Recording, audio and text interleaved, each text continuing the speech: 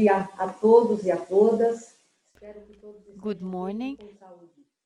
Está aberto oficialmente and please be welcome. We are opening officially the event regarding tax law 020 and the new format online without the physical attendance of our lecturers. And we have the people from IBDT, DEF. So we are today with the new normal in face of the reality of the pandemic of coronavirus that we're experiencing. So first I would like to thank the honor of the invitation to be the chair of this virtual table with the possibility of simultaneous translation. So the subject could not be more current in the opening of the 8th Congress International Tax Law, which will talk about international tax law, new foundations, pillars 1 and 2, OCDE, and COVID-19. So it's a very relevant subject regarding the pandemic we experience. So it's digital, where less and less the physical attendance will add value. So we will have to migrate slowly from the traditional concept of nexus tax law, permanent residence, and arm's length concept for a new concept on digital economy. So this subject matter will be today addressed by the lecturers with COVID and remote work effectively. An important increment of platforms, new business models, and new communication products. So today we will address the impact of the pillars 1 and 2 of OCDE, an analysis of the Brazil's presence in this, and how we can work in this scenario. And finally, we will address fostering measures for developing countries, especially how we will conciliate the search for new revenues, trying to search the collection level in a strong crisis that we are experiencing. So I would like to introduce our lectures of this first table and then start the debates. First, Daniel Prates, the moderator and organizing the panel. He's the Master and Candidate in International Tax Law Development. Then we will have Mr. Araujo, and he's from the Inland Revenue of Brazil, and she's reading now his resume, and he's also the representative in Brazil Sirius Group of the Inclusive Free Framework of OECD, and Professor Dal. So, Professor Belema,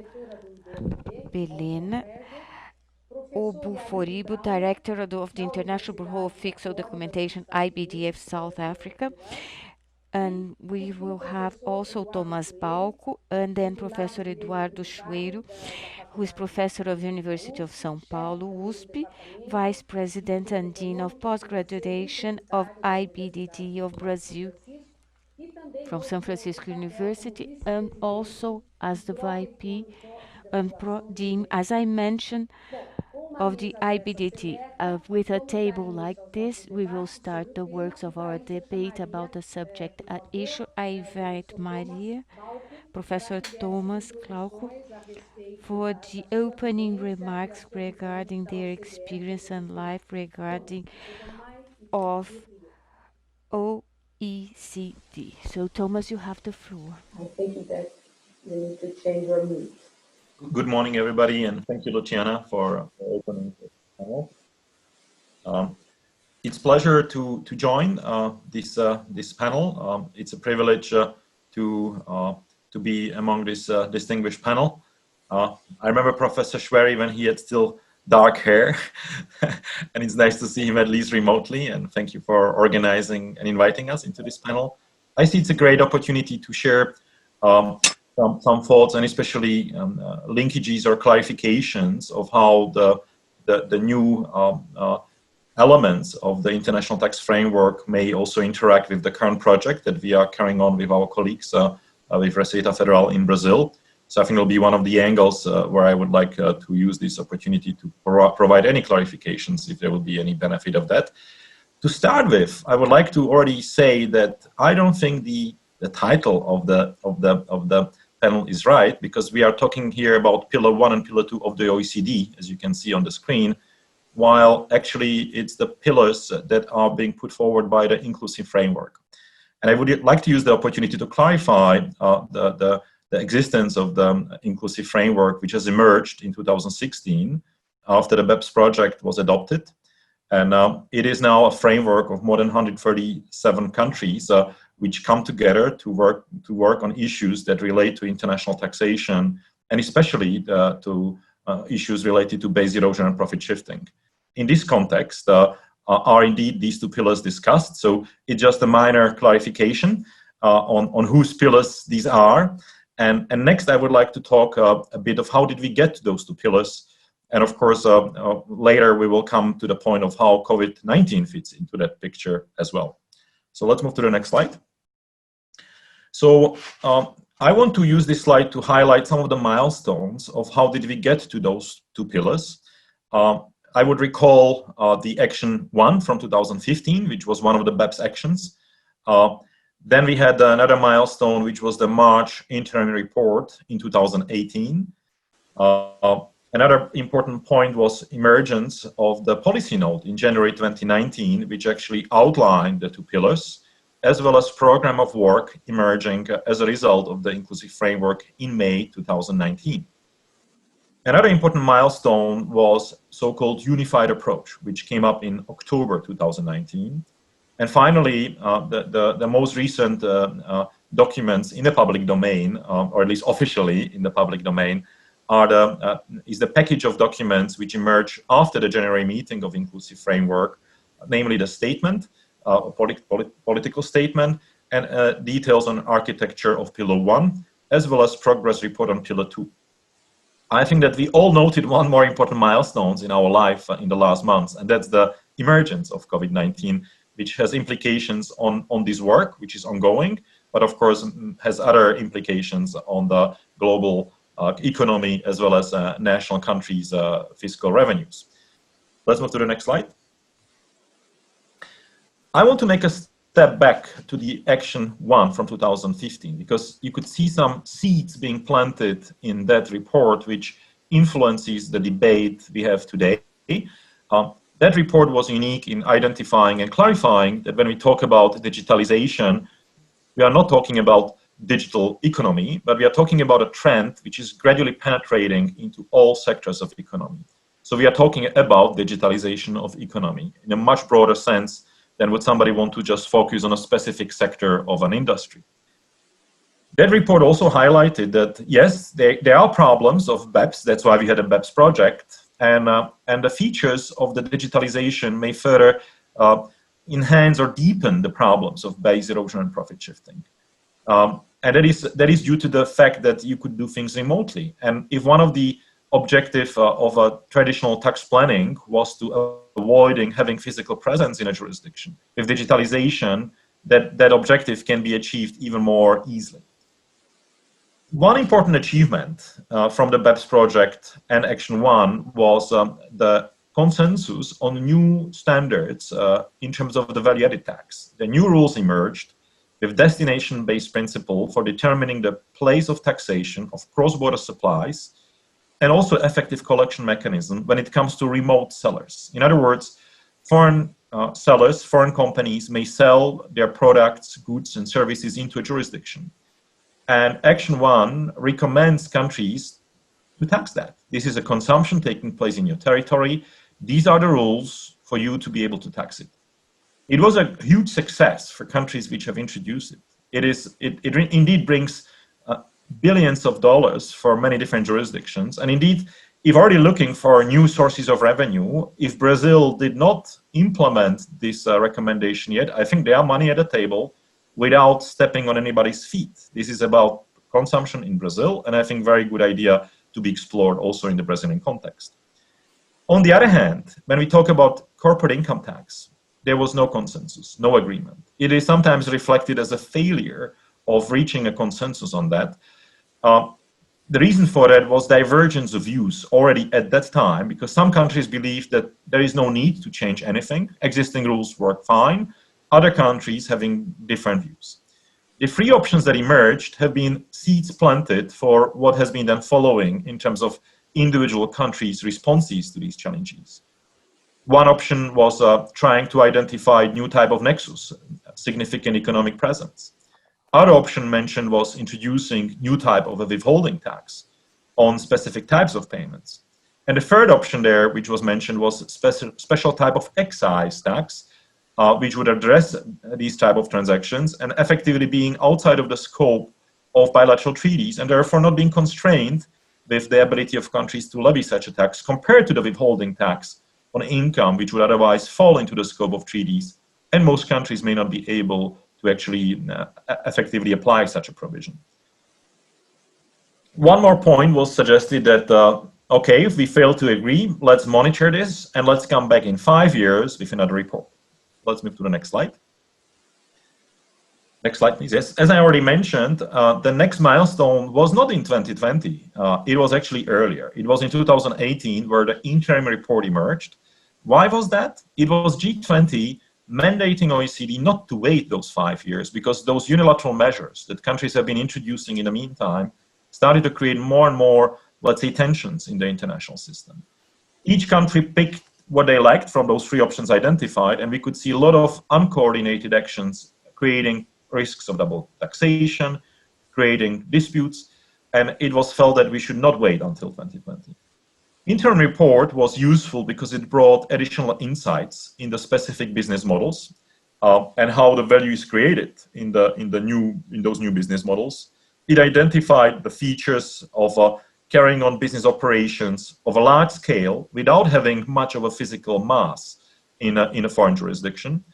Another feature highlighted was the reliance on intangible assets. And one more feature was importance of data as well as user participation and synergies this can create with other intangible property. Some space was taken to monitor whether the existing BEPS actions help to remedy the problems, but it was noted that some of these problems are simply unresolvable with the existing recommendations from the BEPS actions. Long-term measure, that was the section on long-term measure there, identified three broad positions of countries. One position was that BEPS actions are working, we don't need to do anything. Second position of countries was that change is needed because there are some new features and we need to address, but only on those new features of highly digitalized businesses. Finally, there was a third category of countries which advocated for the change that should happen, but in a much broader sense. There was also a section dealing with interim measures. In other words, some of these measures such as DST or digital services taxes, but it was not a recommendation to do it. Rather than it was a recommendation of clarify, if you are doing it, be careful because you could violate various other international norms. It also contains special feature, namely focusing on the phenomena of digital platforms and how these platforms could play an important role in tax compliance. Let's move to the next slide. Next slide, please. In 2019, we have seen emergence of the two pillars. The two pillars brought forward efforts to work on consensus solution, organized, the first one focusing on a new nexus and a profit allocation rule. There again, the problem was we didn't have one proposal, we had three proposals. One proposal was on this very narrow concept of active user contribution. The second proposal was much broader, looking at the relevance of marketing intangibles.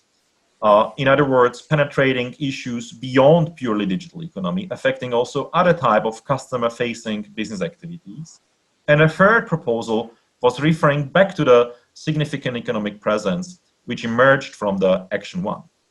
They had some commonalities. Despite looking at different scope and approach, each of them was seeking to apportion some part of the profits of the multinational group.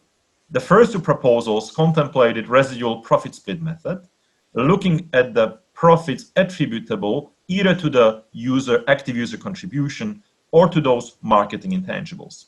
The significant economic presence proposal was proposing apportionment, so something like a formula apportionment of the profits of the multinational enterprise.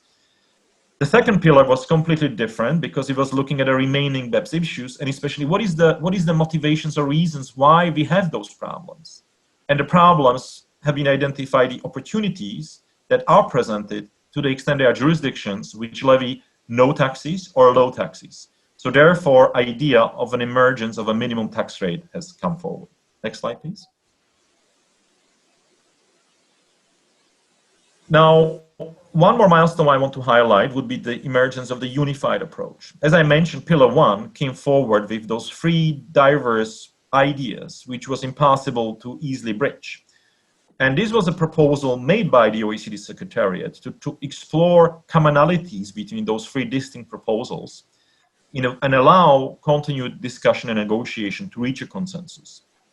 Pillar 1 contains basically two components. One component is the nexus, the new nexus, in other words, new taxing right, which would also be unconstrained by the physical presence. Second important component would be the profit allocation rules, which contain three features.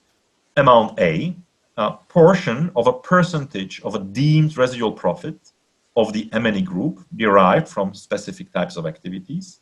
Amount B, which is much more traditional notion, looking at the activities, physical activities in a jurisdiction, and ascertaining some sort of a safe harbor to justify some minimum return of tax that should be paid in the jurisdiction.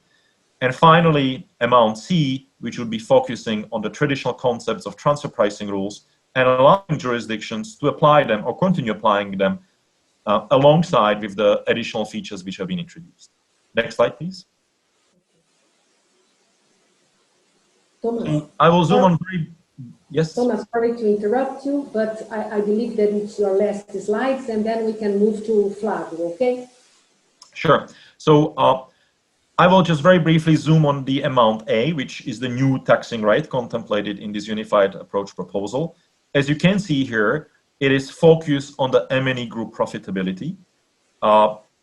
In this case, the first step would be the determination of the total profit of the M&E group or business line, which is subject to the provision. Second step would be to exclude routine profit to define what is the residual profit.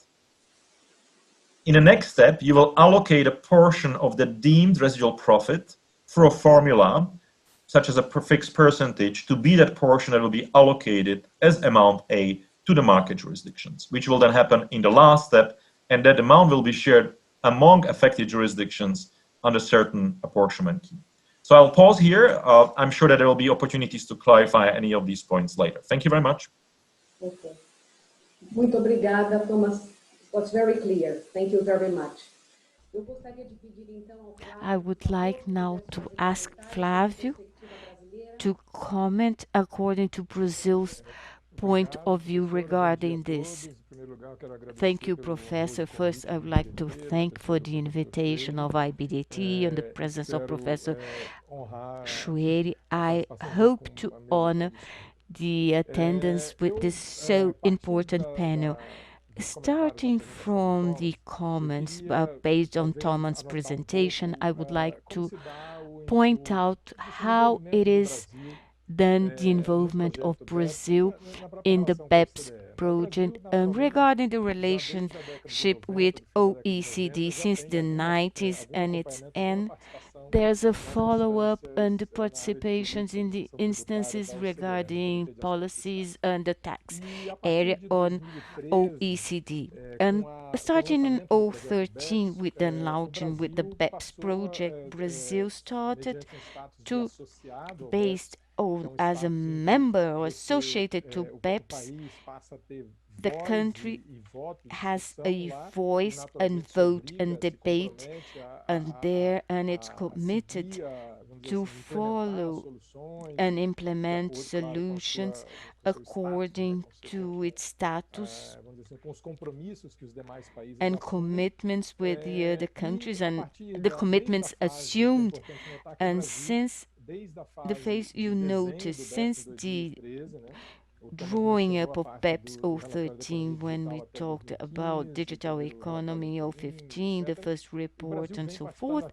Brazil is actively participating in this work and keeps on, let's say, involved in the BEPS framework 4 times bigger than the OECD members, and Brazil is involved not only on the framework but the steering group of BEPS. So this is the group conducting and guiding, interacting with the working groups to try to develop in this complex environment that we are experiencing. So especially complex if we notice the countries start from different points. So I would call one's attention for the balance, the delicate balance in the makeup of the steering group of BEPS, where you have 8 countries members of OCDE and G20, 6 countries of G20 from not from OECD. Then we have China, Argentina, South Arabia, South Africa, and so forth, and also part of G20, but 4 countries of OECD that are not part of G20, like Austria, Colombia, Spain, and so forth, and 6 countries not member of G20 and neither of OECD, Nigeria, Ivory Coast, Georgia, Singapore. This is a delicate balance to allow that all representativeness of different stands to be deemed and involved and voices to be heard, and all have the right to a voice and vote on decisions by consensus. And I would like also to comment in this outlook how the dynamics of the work happens, especially because we have this plurality of representativeness, to say so, and it's very clear in the debate regarding the starting point of the tax system solutions that exist. We have to group, let's say, these countries that are there, let's say, within the different outlooks. We have the clear outlooks of those traditionally tax withheld at source countries. So concepts that develop quite well in many of the debates that are being dealt with in Pillar 1 and 2. This tax withheld at source countries, so it's part of the debate, but we have the outlook of traditionally countries that it's at the tax it withheld at the residence, but also they notice that this approach, it seems not to be working that well with digital economy. This debate could not happen if it was just the source countries with tax withheld and the digital economy. And there's a relevant group that's an investment hubs, those countries, the hub centers of investments, they have their own outlooks and they advocate the current scenario. And I would say, as a reference, that Brazil in a way is placed between the first and second group. We are typically, traditionally, more than 60 years, we are the country of tax withheld at source, but in the next decades, Brazil started to have its also foreign investments, internationalizations of companies, businesses, and also, let's say, an outlook to contribute to this scenario. And just to wrap up, I would like just to reflect a bit regarding the complex environment that Tomas addressed, to comment with you that this environment, we have been working with this for some time. That is an environment, the negotiations towards searching for a consensus, it requires lots of debates.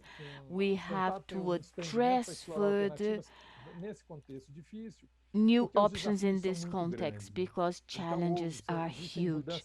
So there are different changes of stance, and we have to find a solution for all this. And I would wrap up saying that our expectation now, next October, we will have the next meeting of the board, the framework, where we will have a presentation of a document with elements in a solid way and with decisions to be adopted, but we connecting to the next meeting with the G20 people in a way that we can bring together towards convergence to find a consensus in solution, because most countries notice that unilateral decisions or solutions would be bad for the economy, especially at this moment now.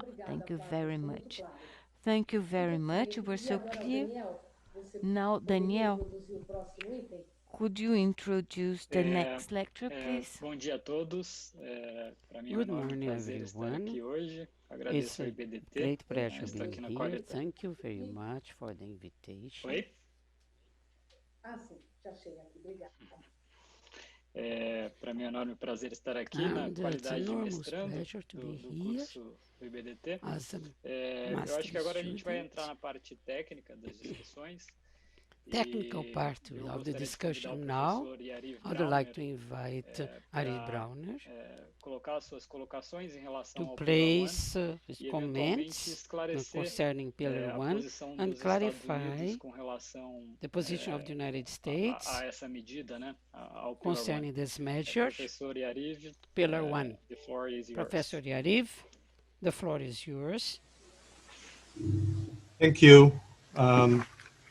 We don't have a lot of time to explore all of our criticisms of Pillar 1 in the program, and therefore I will not talk a lot about the politics of it, but we have to understand in the start that BEPS is a political project, and even this part of it, it's meaning it's not a technical project. And even this part, the agenda was set by the Secretariat, not by the inclusive framework, despite what we are told. There's a lot of smoke and mirrors in this program, and I would like to focus my criticism on that. So to start with, if you read the proposal, it's very difficult to establish a justification, an overall justification for the program. What are we really trying to do? If you're a technical tax person and you read this, you're going to say, in the end, what this is trying to do is apply consumption tax, right? A destination bit, right? Because the purpose in the end is to allow the market economy to tax based on sales. This is the nexus rule and the detailed content rules. Which brings you the question, why not just do that? And there's a lot of people that would support this kind of a solution. Again, sorry for the bullet point presentation, but that's the time constraint. Second primary point is that the OECD immediately, throughout this process, violated its own promise, the original promise, not to ring fence the digital economy. So the OECD went to a long length to explain that the economy is the digital economy. And none of the solutions that were promoted continued this commitment. And I will remind you, there were solutions that were committed to not ring fencing the digital economy, including the one by Professor Baez and myself, which entail a withholding tax solution. This solution, obviously the OECD understand that, is very complex, right? We see a layering of formula apportionment over arm's length of various kinds. The problem is, and sometimes complexity is necessary because of politics or because of technical reasons. However, this complexity is clearly in favor of the haves of the world and not the have-nots of the world. Now it's true that it's very difficult for us at this time to assess it precisely because we don't know the details, the very important details, including the details about the formula in this particular case. But we do expect clearly second best problems here, because we will have to look at the seams between amount A and amount B, and maybe amount C, whatever is going to happen there, between what will be in and what will be out, what will be carved out and what will not be carved out. Talking about carve outs and the threshold level, there is no logical reason really to accept multinationals that are below 750 million from this system. Because if the system is correct, it's the best system, why not apply it to everything? And talking about ring fencing, why not apply it to all of the economy? I see no justification for that. Next, the entire program is reliant very heavily on improved dispute resolution. The problem is that we don't have improved dispute resolution. In fact, you want to ask yourself, maybe the intent here was to bring mandatory arbitration in the back door. I support mandatory arbitration. I think that's a good thing to do. But I think it's a mistake to try and bring it in the back door rather than just, you know, tackle it heads on and reach a consensus first on that, because you're going to build a building on a basis that are at best very weak. A lot of practical issues exist here. The coordination between the rules, coordination between Pillar 1 and Pillar 2, between these rules and anti-hybrids, between these rules and deduction denials rules. How do we define group, both with domestic law and international tax rule? What will be exactly the group? How are you going to deal, this is a US point, with check the box in this context? There are accounting issues that the OECD addresses, so I'll skip that. Maybe I'll say just one word about the United States position. This again looks very much as a program that is targeting US multinationals. And politically, that's going to be, I think, very difficult to take. On the other hand, the United States has similar rules based on which some of these proposals were made. So maybe that will allow some leeway from a political perspective. My time is over. Maybe we'll add additional points as we go. Thank you. Muito obrigado, professor Yariv. Eu agora gostaria de passar a Thank palavra you, para Professor Arif. Now, Professor Belema takes the floor. Dos países da África com relação The visual of Africa. Professor Belema, por favor. Thanks very much, Daniel. I'll spend my 5 minutes talking about how it looks from the Africa perspective. And basically, what we see across Africa is that at the moment, there is a great need to redouble efforts for domestic resource mobilization. So, of course, any projects to help tax the digitalized economy very much welcome. And of course, in pursuit of more substantial taxing rights, what we see is that there is actually a real need for a coordinated African voice in the international tax arena. And as had been mentioned at the beginning by Tomas, of course, we have the inclusive framework, and that has made sure that African perspectives and more the perspective of developing countries have been taken on board in a way that they were not in the first BEPS project. So that's good, that's all fine and dandy. When we look at the continent, we look at what African tax governments are doing and what tax authorities are doing.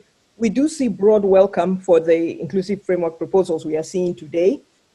There is, though, a common view that there is still need for further action to be taken to secure the tax base of African countries. So while these proposals are welcome, there is still a gap where Africa tax authorities feel that there needs to be more done so that the tax base is secured for domestic resource mobilization. On the US position, broadly, the sense is that it's probably one of frustration, I could put it that way, because if the US solution is taken to its logical conclusion, what African governments tend to feel is that this would render the tax to be a voluntary tax, and it will not address the challenges that we see that market jurisdictions need to have addressed. Before going further, I'd just like to make a point here about Article 12b, the proposed Article 12b for the UN model, which in the last month and a half, we saw a proposal for a new Article 12b in the UN model that will tax automated digital services, and that proposes that source states should have taxing rights in respect of these, levied in the first case on a gross basis, but of course the taxpayer could elect for net basis taxation. Good development, I would say, but in practice, what really would be the take-up of this provision? Do we really expect that we will see this provision find its way into a real-life tax treaty? I am not sure. I say this based on the fact that at IBFD, where I work, several years ago, we conducted some research on articles in the UN model that are unique to the UN model, seeing their take-up in tax treaties. And the take-up is actually very low, even among countries that you would think between them should use the UN model. So while this new proposed Article 12b is welcome, whether it will actually make its way into real-life tax treaties, that's another discussion altogether. Next slide, please. From the Africa perspective, there is a need, we see, that there should be a political visibility for Africa, not just African tax authorities trying to put their view across, but also political heft behind the Africa tax authorities' views. For example, Africa finance ministers also coming together, just like we would see with the G20 and the rest of it. So we see a more visible role for the Africa Union via the finance ministers of different African countries coming together to give political weight to an African position. Of course, supporting the inclusive framework proposals, but not afraid to go further if this is required. And speaking of going further, I just want to say a few things about unilateral measures that see across Africa. So basically, while everyone is waiting for this wonderful global solution that the inclusive framework is promising us all, many countries, and not just in Africa, are taking steps to put in place unilateral measures to begin taxing this type of income before the global solution is found. Two notable examples in Africa, we have Nigeria that introduced significant economic presence rules this year, and Kenya that has planned a digital services tax for next year, which will be levied on 1.5% of revenues from digital marketplace. Just a brief word on the Nigeria significant economic presence rules. These will apply to companies providing digital services as well as those providing non-digital services. For digital services, there are three scenarios. First, where there is a gross turnover or income of more than 25 million Nigerian naira, which is about 65,000 US dollars from prescribed activities. And of course, those are the normal prescribed digital activities you know very well.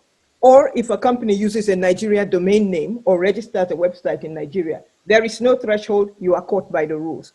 And third, where there is from a multinational or any taxpayer, a purposeful and sustained interaction with persons in Nigeria. For example, setting up a digital page to target people in Nigeria using localized Nigerian pricing, billing, or payment, the significant economic presence rules will apply.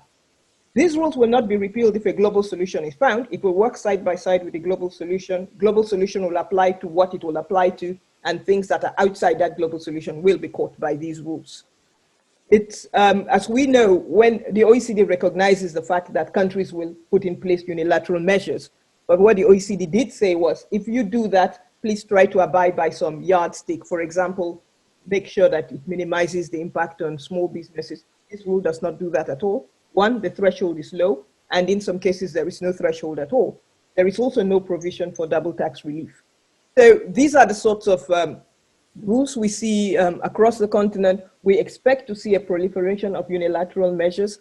In fact, ATAF, which is the African Tax Administrations Forum, which is the body response, a sort of forum that brings together the different tax authorities in Africa, is encouraging African governments to put in place digital services taxations, and has actually prepared a policy brief for African countries to help to the different countries to put in place these laws. What ATAF is saying is that there is need for a harmonized political approach for Africa. There are challenges with implementing these rules, but they can be overcome. They welcome, of course, the inclusive framework work, especially with the fact that there would be simplified measures for applying these rules, but stress heavily the need for African countries to continue to invest in relevant technologies for tracking and tracing digital transactions. Without proper implementation rules and implementation imperatives on the ground, then these rules will probably not work. Thank you. Muito obrigado, Belema. Eu agora Thank you very much, Belema. I would like Mr. Schoueri to place his considerations. Daniel. Obrigado, Daniel. Slides. Very much for the slides. So it's a pleasure to be here. So I hope you enjoy this. Daniel, please, the slides. So the first point is to mention what happened with Pillar 1, what are the changes we are facing. So we are used to talk about transfer pricing based on the arm's length standard. In the arm's length, it was mentioned some size. It was not thought about the physical presence and entity split by physical presence. So it's a very simple presentation I have. So it's a parent company, it's affiliated company, and then a Brazilian company with a parent company, and it's operated in the Argentinian market without physical presence. In this case, according to our knowledge regarding arm's length standard, there was not that much to think about taxation.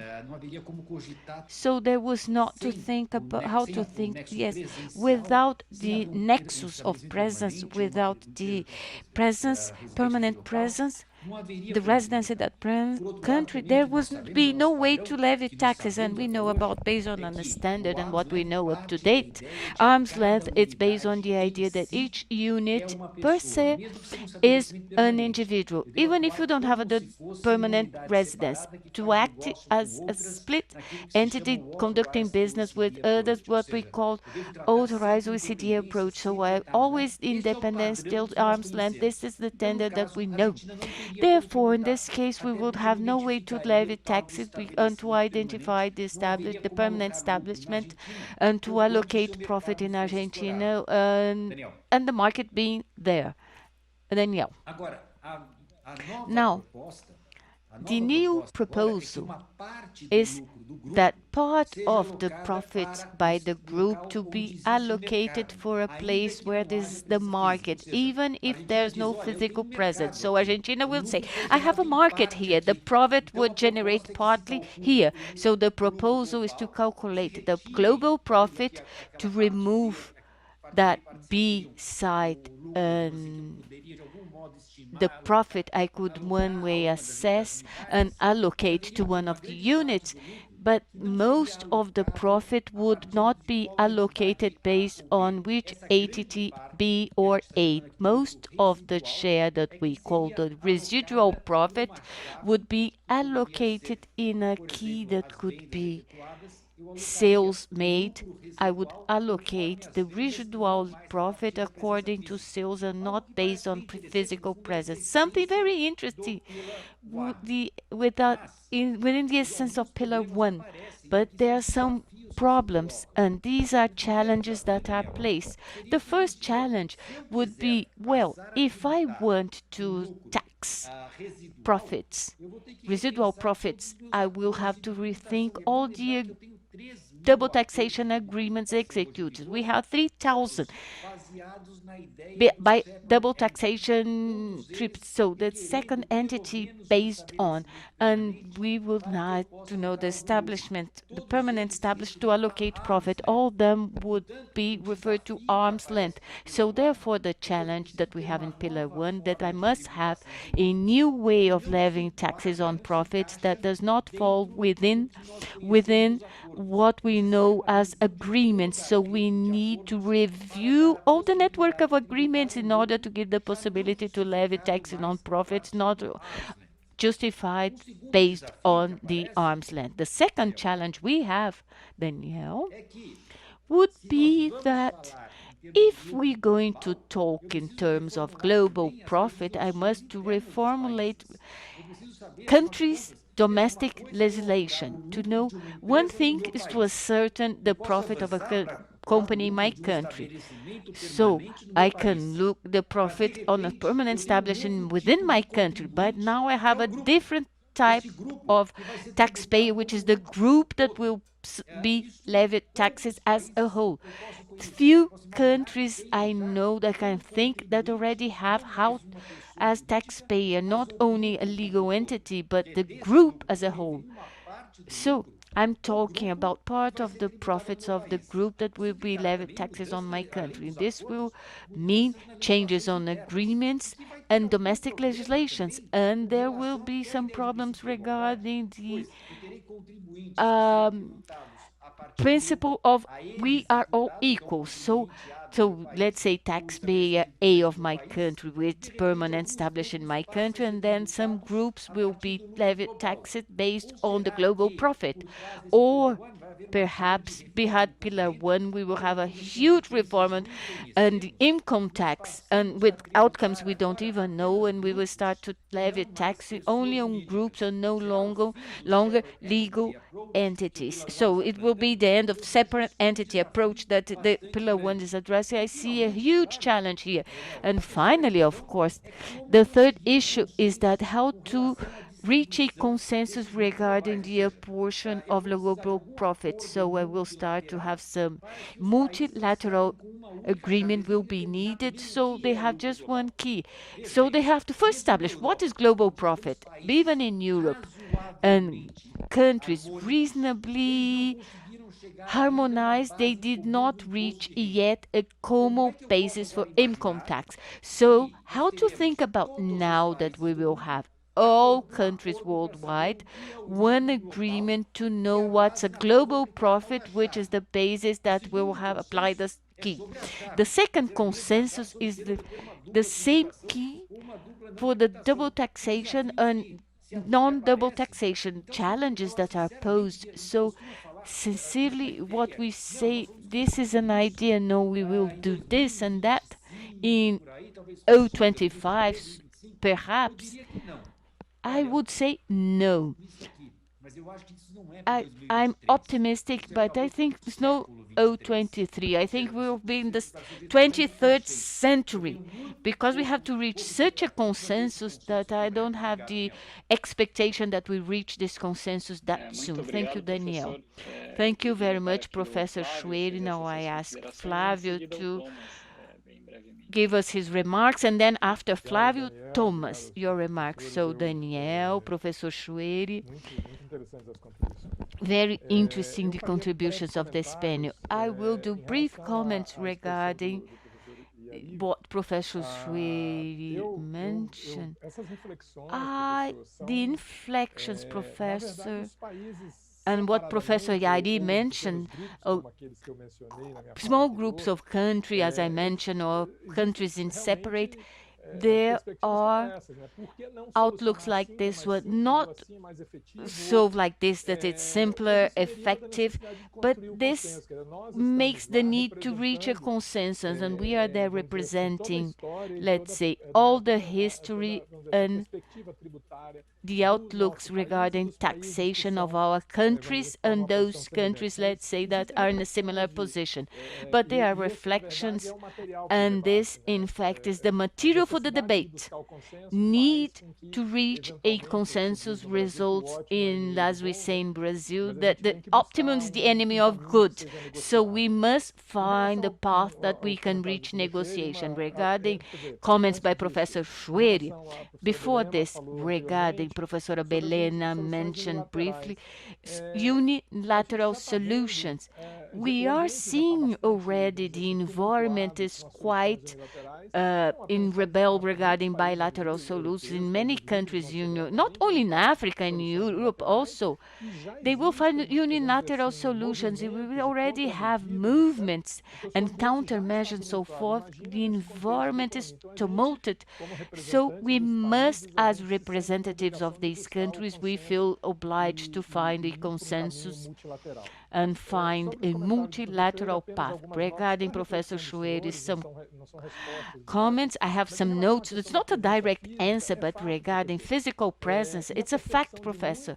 And the perception of many is that it's not the issue regarding where's the residence and the source and the digital economy, where someone from the room of their home, they reach technology, services, and on the other side of the globe, it makes not sense and much difference if it's the individual, the user at home in California, or if the company's in California is going to the user.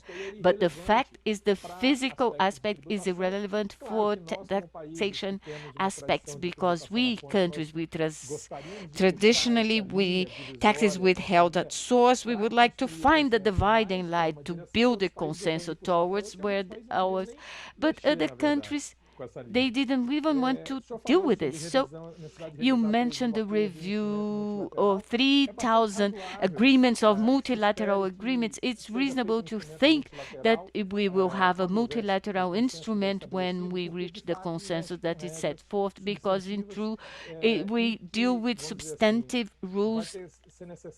So it will be needed to define the limits and rights to levy taxes and the solution of double taxation, which is part of all this, all depending on measures. That's a legal aspect that will have to be approved by the Congress of each country, so we can effectively implement it. And regarding separate entities taxation, we will have the opportunity to deal further on this, but in fact, Pillar 1 has the idea of overlapping, let's say, the current system of taxation based on physical presence, but at the level of group, I don't see challenge regarding really debating all the unified taxation. I don't see there's an outlook of debating all this. It would be a layer interacting and implying new challenges. I'm a bit more optimistic regarding the time. I hope to see the solutions implemented, not in the 23rd century, but earlier. Thank you very much. Tomas? Tomas, now you have the floor. Thank you very much. Indeed, very, very interesting discussion. I will use the opportunity to respond to some of the points which were made. Yariv is raising, why just don't we do consumption tax? And I think that's what should be done. I think that countries should be implementing the recommendations which are put forward already 5 years ago in Action 1 recommendation. On the other hand, why do we still bother with the income tax? I think that's the argument of the fact that there is profits being made. Profits are being made in other jurisdictions, and governments, and especially the taxpayers in countries who pay tax, who are physically present, don't see it necessarily fair that somebody who is able to operate remotely in their jurisdictions, making significant profits from those jurisdictions, would not pay income tax in those jurisdictions. So I think there is also an argument of fairness, and that is what is reaching the political dimension. Why would countries take those measures, unilateral measures that have been mentioned a couple of times? I think because of those pressures. It's political pressures that the politicians feel, and they try to respond to them. The danger of those unilateral measures, as have been pointed out, is that they will not be well calibrated, they will not be well designed. Most of those measures don't look at the profitability of the company. If applied disproportionately, they can effectively kill certain business transactions because they will just make them impossible from the commercial perspective. And it could also have negative impact on the trend of the digitalization, which I think many people acknowledge is very important and positive feature of bringing new advantages in different spheres of our lives, including the fact that we can talk together today despite the restrictions on travel. Other point I want to make is, why don't we just continue, as Professor Schoueri says? I think the reason why inclusive framework is looking beyond a single entity is just the ease and ability to tax plan around this.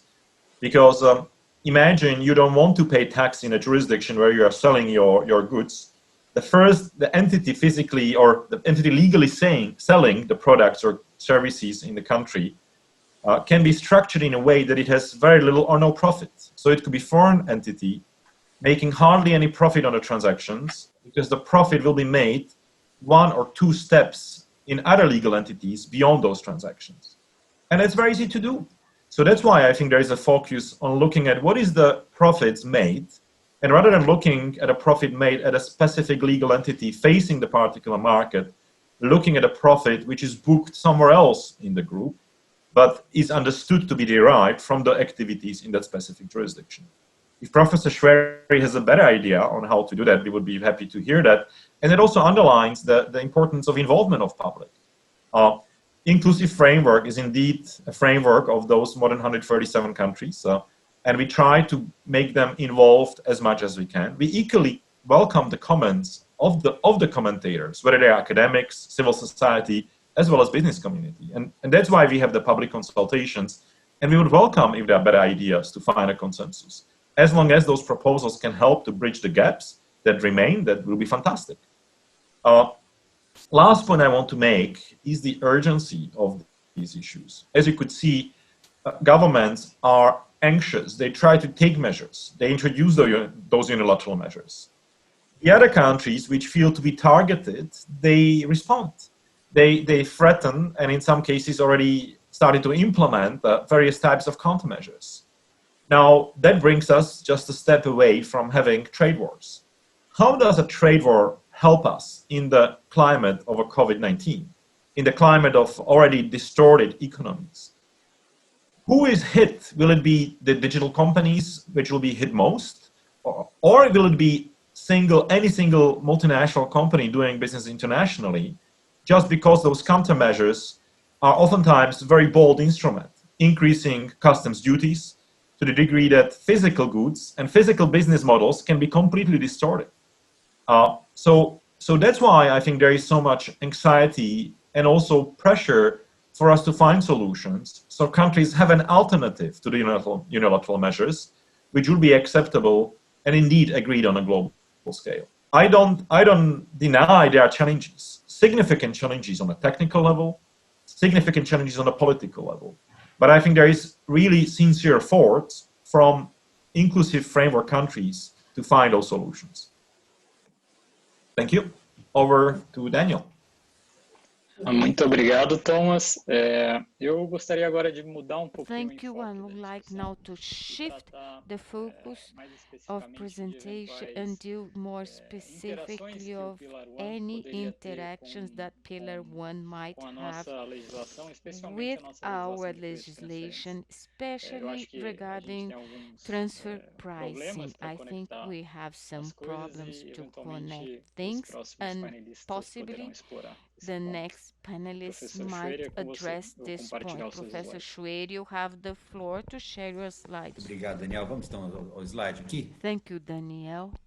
So the first slide, regarding the Brazilian politics, the positive side with Pillar 1, the formula we know, residual profits as being the total profit of the group minus the routine profits.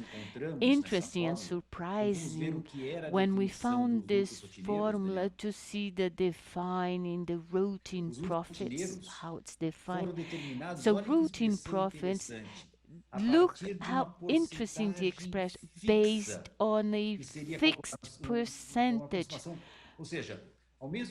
So, i.e., at the same time, the routine profit of the group would be that, according to arm's length attributed to an entity, when you ascertain this, you adopt a formula based on fixed percentage. So, Daniel, this shows us we are in something that seems to be so innovative, but we knew it from a long time, the usefulness of the prefixed margins, because in Brazil, For the international audience of this panel, we have been insisting a long time that based on predetermined margins, we can approach what would be the arm's length profit attributed to an entity. So simplification, it's easier, it gives a huge certainty element and avoids, let's say, less disputes. It's not saying that our system is perfect. We can advocate that these margins pre-established can be debated, of course. Well, let's say these margins not be applied to one sector, but the idea to apply margins that for us is a very well known, we have it now on the OECD. So this dialogue that we have amongst the OECD in one side and Brazil on the other, let's say it has reflected on the other side. So Ricardo mentioned the positive news. On the other side, the question we have to make is regarding these measures proposed until we have the Pillar 1, these taxation withheld at source. How would we be regarding this, regarding the big ones operated in the market? Recall in Brazil, the reality is different because due to regulatory issues, the big ones appointed that we call GAFA all have a presence in Brazil in a way it makes it easier the taxation based at withheld at source. The challenge is when you don't have some sort of physical presence and then you say, who is the taxpayer that I will levy tax it, how to do it, how to adopt taxation withheld at source, as Yariv, Brauner, and Andreas Gaes mentioned, when I don't have some paying source, when I have just a market being tapped. If you don't have physical presence, either being by the company or the paying source, or just a user here, there is a challenge how to levy taxes. So at withheld at source is interesting. We have a huge history on this. And in this point, Brazil for a long time adopts the concept withholding at source, and I recall presenting the Brazilian position in international forums. Normally, it's seen as a surprise. How does Brazil levy taxes and someone that's not in the country and not rendering services? We have for us the withhold at source. So the world is heading towards this that we know so well. It's a good solution, but it will leave open the scenario that I have. Profits and users.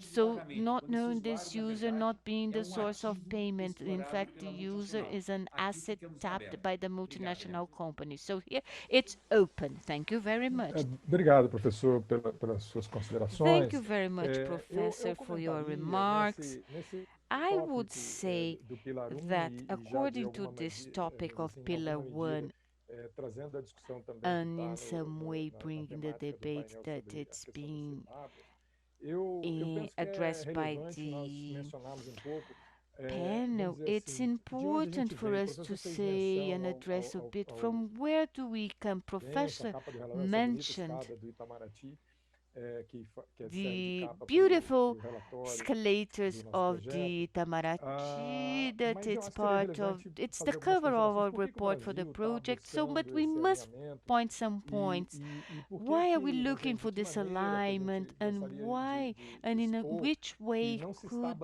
we não se estão abandonando as show intenções that originais da we are not sistemática brasileira de preço e transferência. Então, disregarding refletindo the pouquinho sobre original essa fundação, part nós of temos que as transfer intenções pricing of Brazil. que So we informam have até that em the exposição de motivos, intentions, that as the preocupações, as intenções originais reasoning, tinham a ver com a evitar a transferência de concerns, and lucros, original né, intentions to the transfer of vamos dizer profit assim, se fundamentou, vamos dizer assim, grounded essa preocupação de que houvesse in the garantisse concern that algum there nível de tributação was no país, an guaranteed some level of taxation in the countries, but these rules within a context, we have to show that it's more limited based on the type of businesses we had, and Brazil was an exporting country.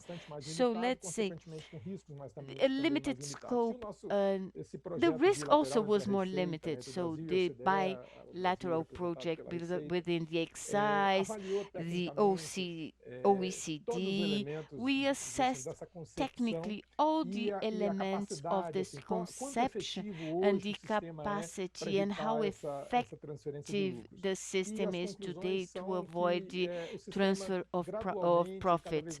So the conclusion, the system more and more has failed in upkeeping or avoiding this transfer. And basically, the reality in transformation, multinational companies more and more are changing their business models, centralizing, accruing residual profits and the principal activity, many times located of no taxation or no taxation jurisdiction. So the base elements of our system haven't changed that much in this period, except for some reviews of some margins more defined. There was no important changes, and within the elements you have today that we have to assess, not available in the past, we have some reports of by country reports. We have the informs and reports and decisions of other countries that affect the taxation within the Action 5 of BEPS.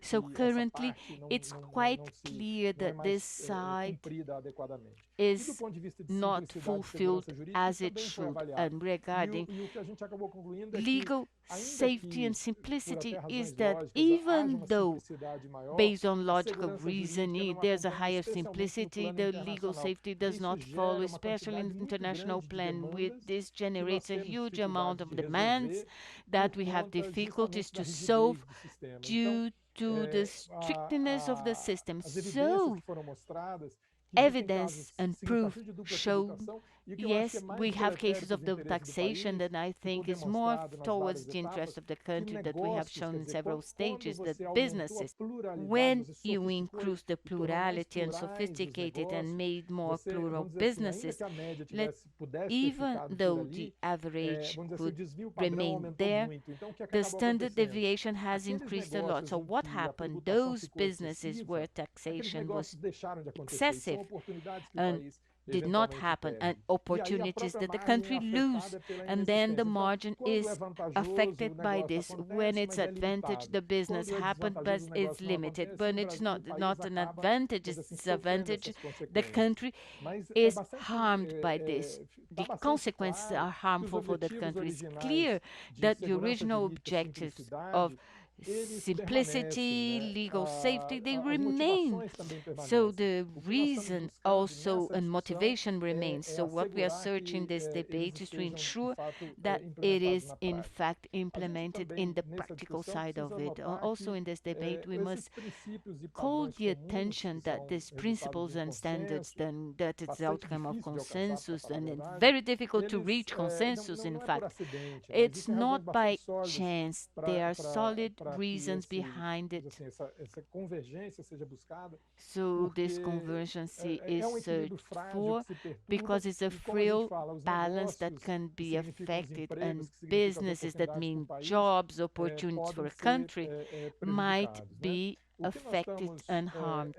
So what we are dealing now, it's regarding looking at these efforts towards a global consensus, already thinking about the next system of Brazil and transfer pricing and digital economy solution.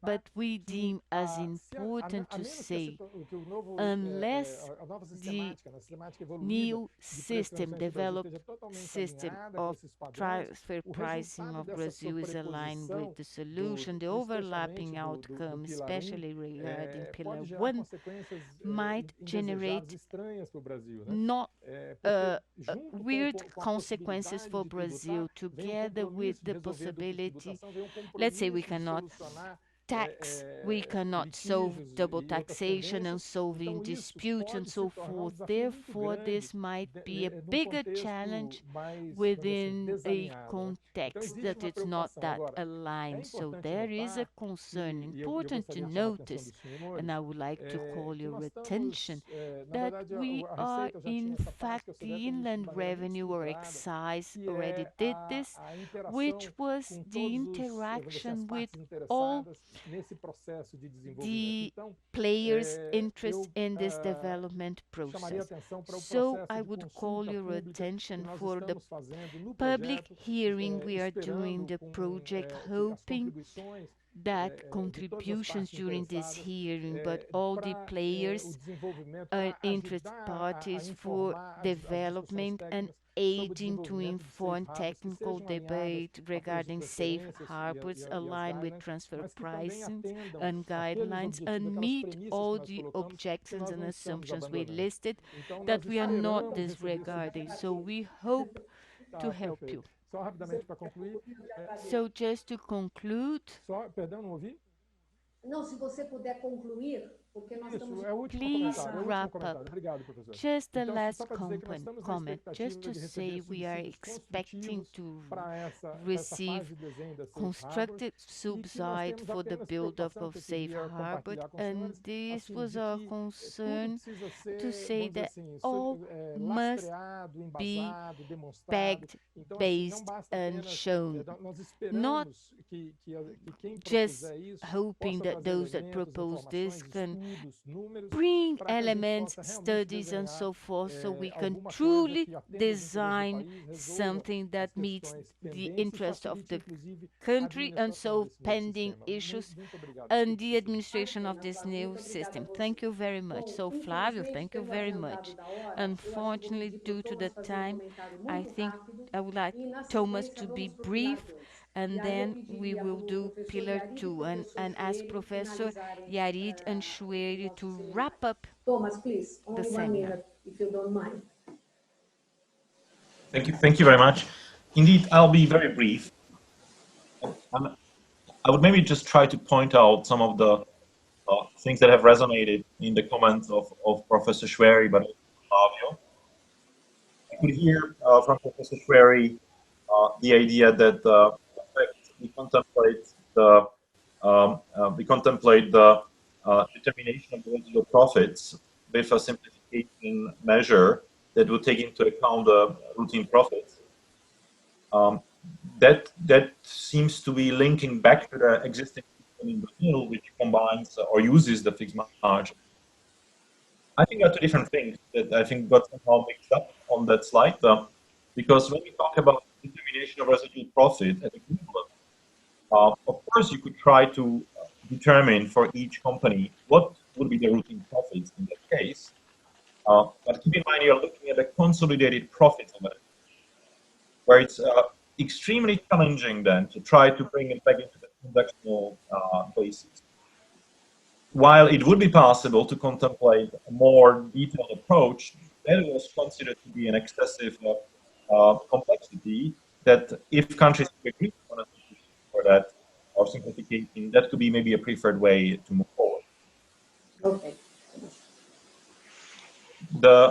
So the second point I wanted to make was indeed resonate some of the points that Flavio mentioned. And unfortunately, I keep hearing that Portuguese translation as I speak. There is something strange with that system. Don't worry. So that's why it's disturbing. I apologize for that. So I think Flavio was talking also about the effect that the current system in Brazil has on the fiscal revenues of this. The fixed margin, the same margin that Professor Schoueri referred to, is understood to create anomalies. It creates on one side double taxation. On the other side, we also understood from the analysis done that it creates significant undertaxation on the other side. Here, the reason for that is actually the fact that it's cutting across the whole spectrum of players in a specific sector, specific industry. That's where we'd see an approach of a fixed margin using such an approach leading to actually unreasonable results. The link to the current survey that is going is indeed to inform all work on how to better achieve simplicity. So indeed, it's about retaining the simplicity, but without creating anomalies that currently exist in the system in Brazil. Okay. Thank you. No, thank you very much. Se vocês me permitem, considerando o adiantado da hora, eu gostaria que agora Now, considering that we have to pass to pillar 2, and I would like Professor Yariv doing the comment, and after him, Mr. Schoueri, and then we wrap up the Professor morning Yariv, session would you without mind to any make comments delay. on pillar 2? Professor Yariv. Thank you.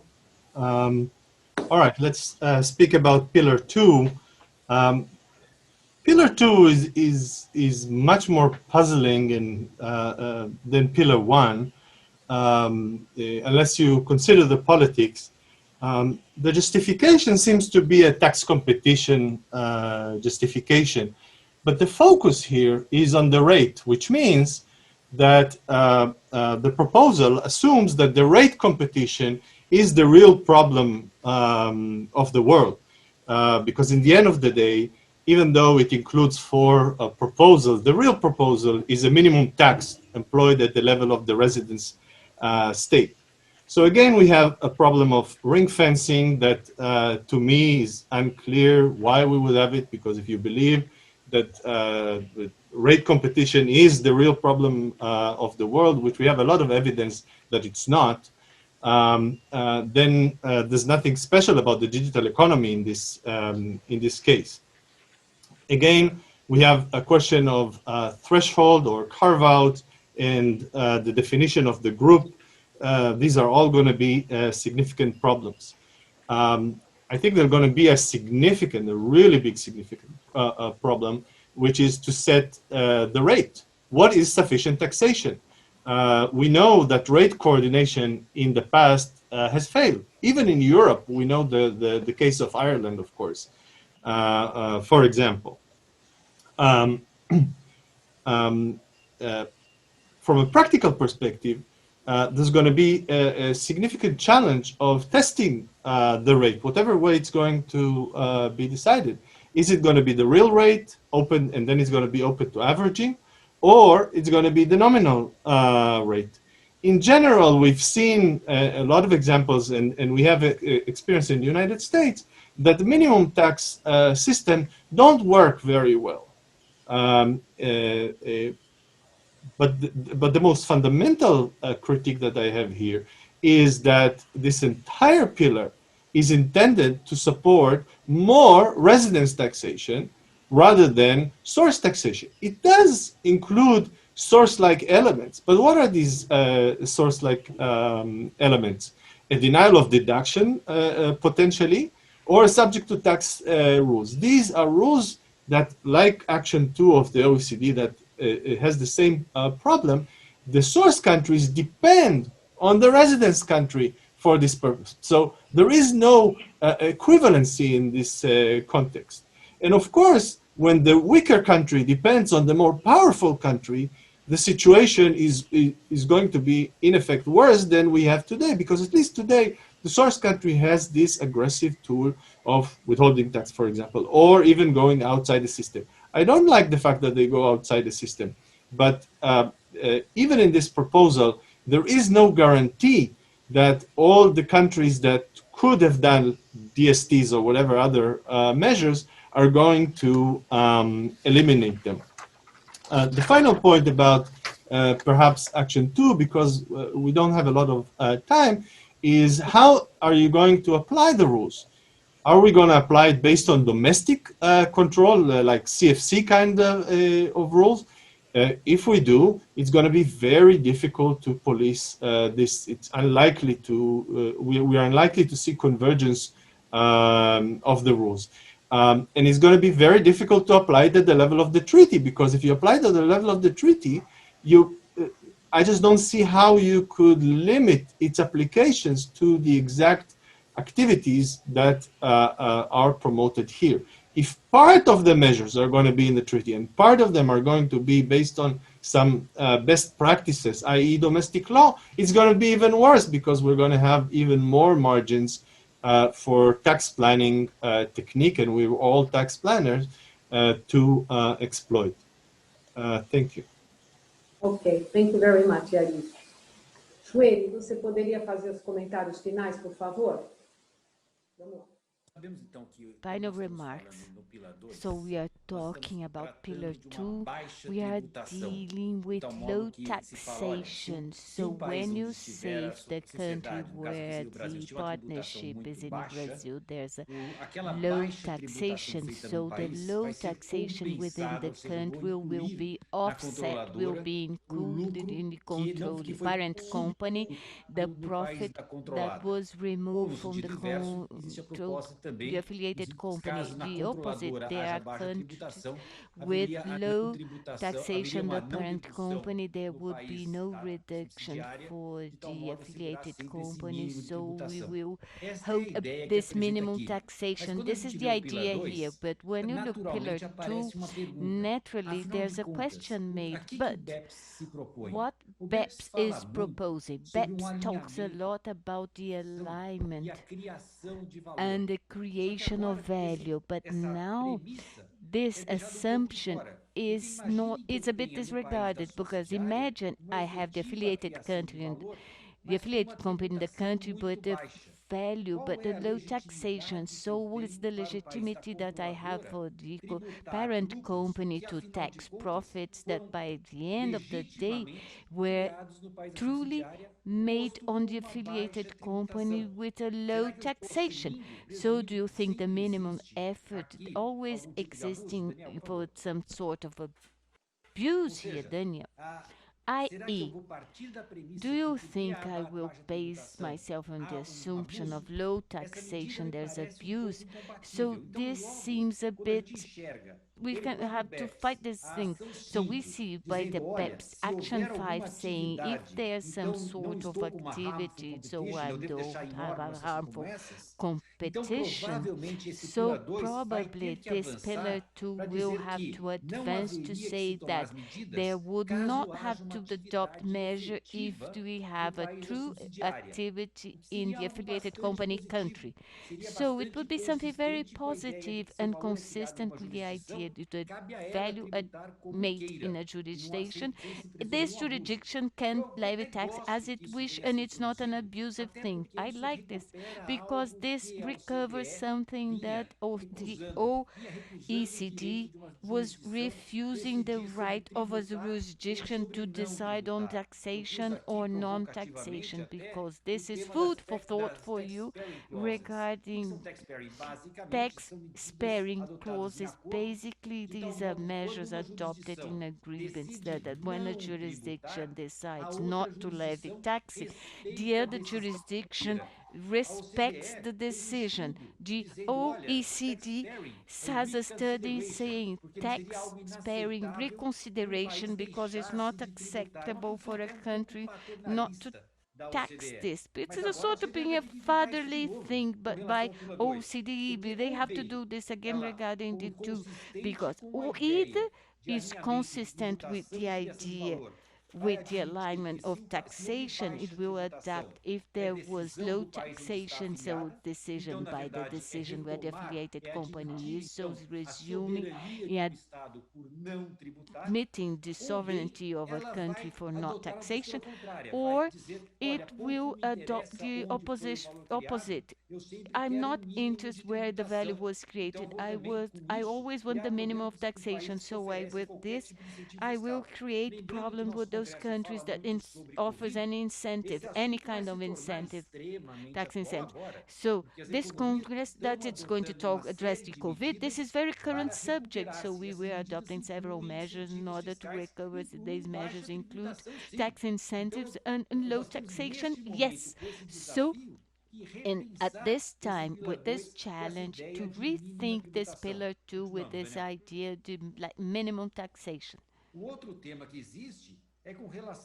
The other subject we have is regarding the double taxation agreements, now talking and regarding the parent company to tax profits that were generated by the affiliated company. It is compatible with Article 7. Of course, the profits of a company, they only levy taxes on the state where it is unless they establish their permanent residence in other states. So we know there are some decisions saying the non-enforcement of Article 7 if the CFC.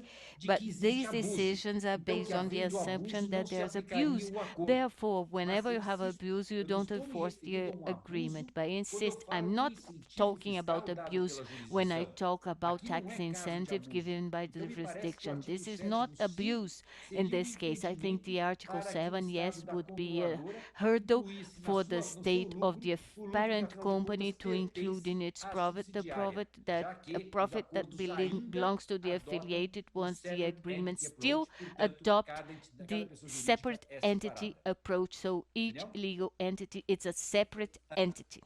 Well, continuamos, por favor, Daniel. Vamos aguenta o seguinte. O outro tema que nós temos aqui é dessa possibilidade the subject we have here is regarding the possibility not parent company, there's a low taxation not having the deduction on the affiliated company, so adverse. So who will do is the parent company country, so I will not give the deduction, I will not authorize it. Also here we have some problems, at least according to the current scenario, because we have today Article 24 of double taxation agreements that do not allow a discrimination amongst payments locally made and the investor. Therefore, I will no longer authorize the deduction for a foreign payment when my local payments will be deductible. So there was a problem due to compatibility with the current wording of the 3000 agreements of double taxation in a measure that intends to generate non-deduction automatically of these payments made abroad unless I take into account all those in the same jurisdiction, which is a scenario that's quite strange. Or finally, a mention regarding that for Brazil, regarding the second part of Pillar 2, the idea that will include profits of the affiliated companies, something will not be advanced once the country. It's not a new thing, I'm sorry, because Brazil already adopts these wide rules of the taxation because we tax affiliates of any parent companies now immediately. So this point of view today suggested by Pillar 2 in Brazil, fortunately or not, we have been adopted this suggestion. So Luciana, thank you very much. And I would like to thank you all of this panel and wish you all a very good Congress. Thank you very much, Schoueri.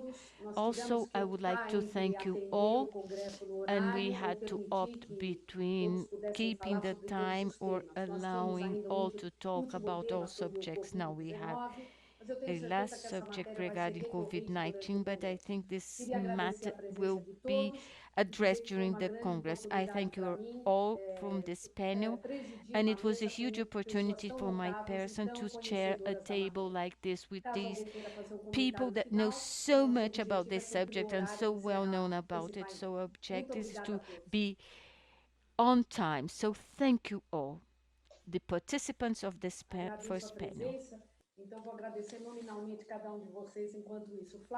So I will thank each one of you, Flavio, Professor Yariv, Tomas, Belema.